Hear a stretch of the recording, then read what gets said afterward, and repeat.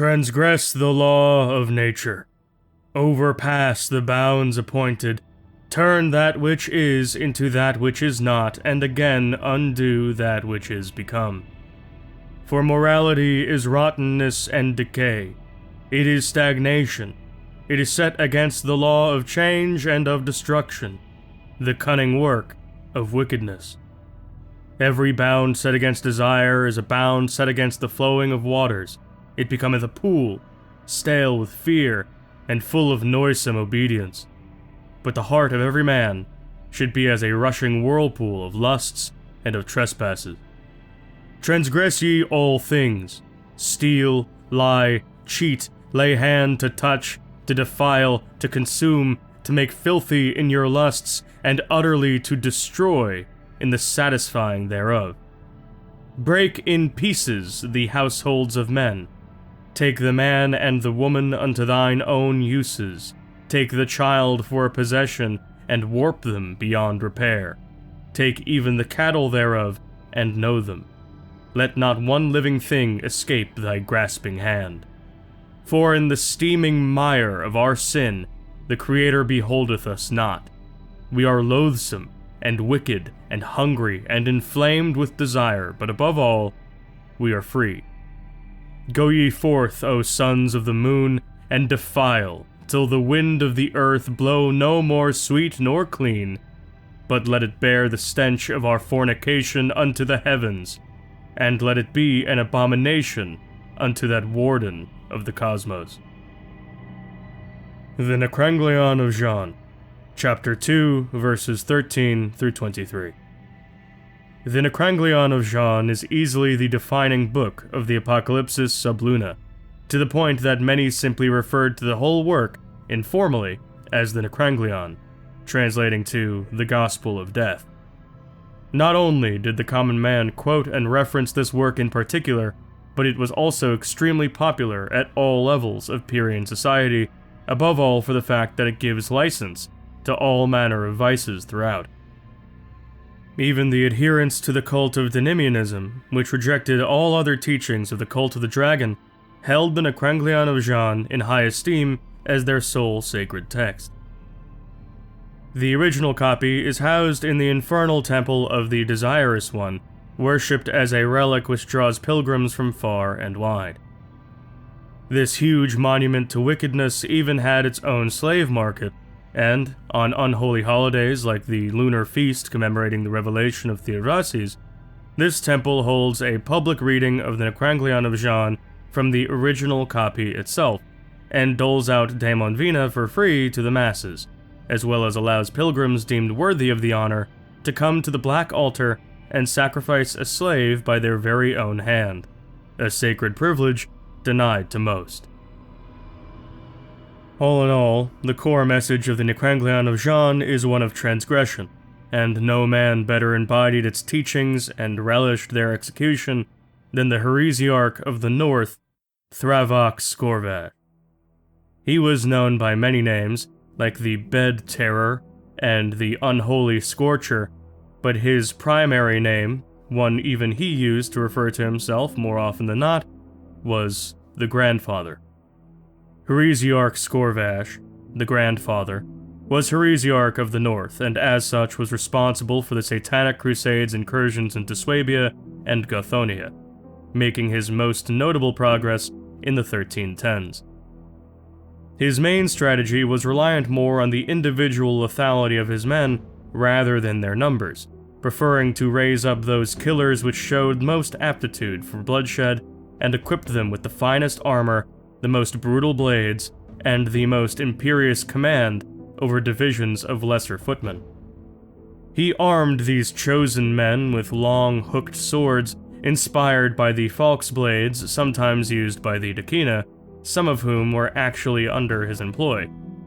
He also placed great importance on ritual potency, and had dozens of rifti in his employ, ensuring that every last man had some kind of sigil or inscription on his armor or skin. There were several popular choices, but the chief of them by far was Chapter 2, verse 13 of the Nekraglion of Jean. Transgress the law of nature, overpass the bounds appointed, turn that which is into that which is not, and again undo that which is become. This verse in particular was thought to hold supernatural power, and it was said that if it was written on the doorframe of a house, or on the skin of one uninitiated, that the house would become haunted, or the person possessed, though this was largely a folk belief. This verse was even chanted on long marches and screamed in unison before battles.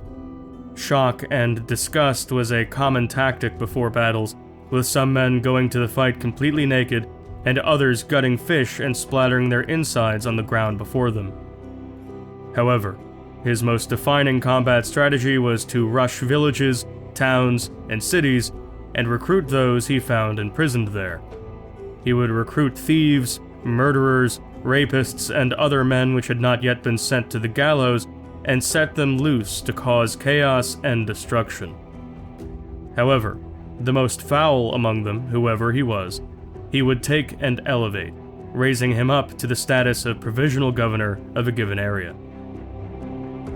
This wretch would often be an extremely willing convert, while also a useful source of information. They would tell the grandfather of their personal grudges, and the grandfather would grant them revenge. Be it a family whose farm he desired, a woman who he failed to kill, or even a dog that bit him once, the grandfather would ensure that this cur would be able to have his undeserved recompense.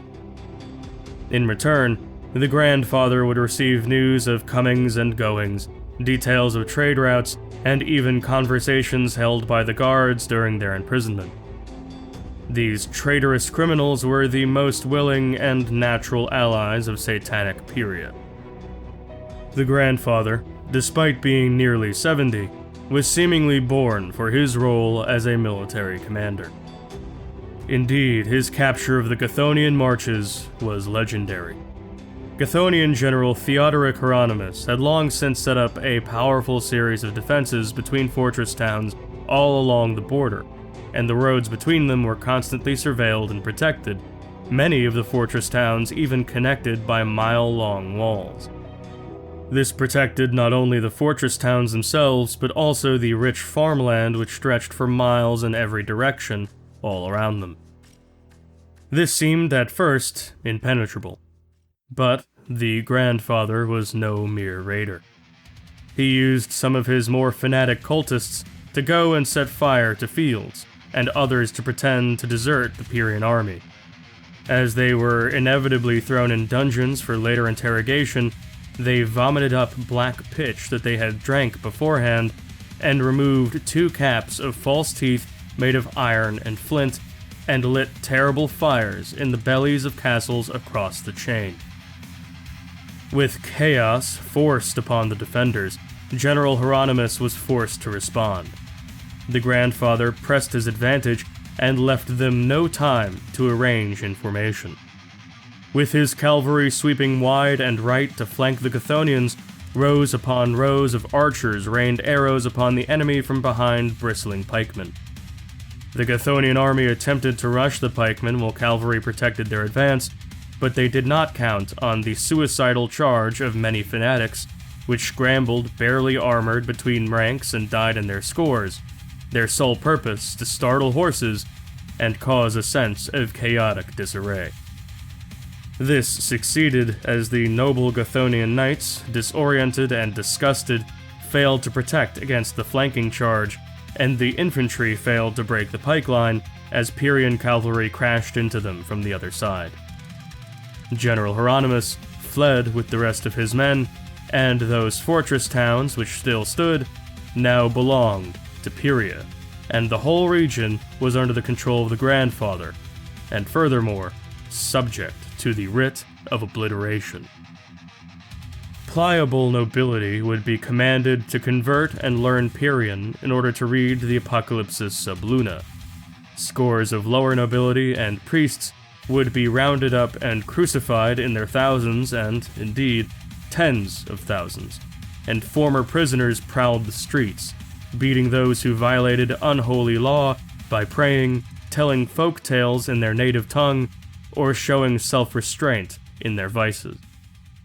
Now, most monstrously, the grandfather would earn his infamous title in the midst of the Satanic Crusade for how he was always followed by some number of children.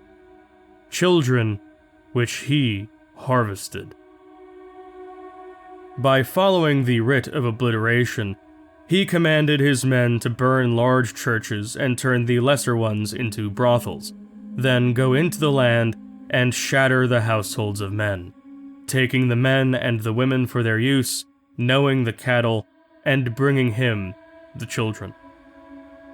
He would be constantly surrounded by these orphans he made, dressed in rags, led by leashes held in his grasp or attached to his steed, some living, weeping or wheezing as they were led along, some dragged behind him, mere corpses, falling apart, long dead. A trail of crows followed the grandfather wherever he went, and many men took the lives of their own progeny to prevent them from falling into his grasping hand. Truly, he was the most terrible of the Heresiarchs, an avatar of sin, so horrible and grotesque that even his own men averted their eyes when he dragged wailing children out of the arms of their mothers or dashed newborns against the rocks. Even the mighty Swabians of the north, who were no strangers to violence and death, mythologized him. Even though they were heathens, the grandfather savaged them all the same, burning their sacred groves and leading scores of the fatherless unfortunates back to his lands for possession. By 1313, his black forces, undulating with an evil desire and cunning wickedness, gathered upon the border of Gothonia for another advance, that not a single living thing would escape their grasping hand. However, here, at this very moment, the grandfather would be stopped dead in his tracks, and with him, even the Satanic Crusade itself.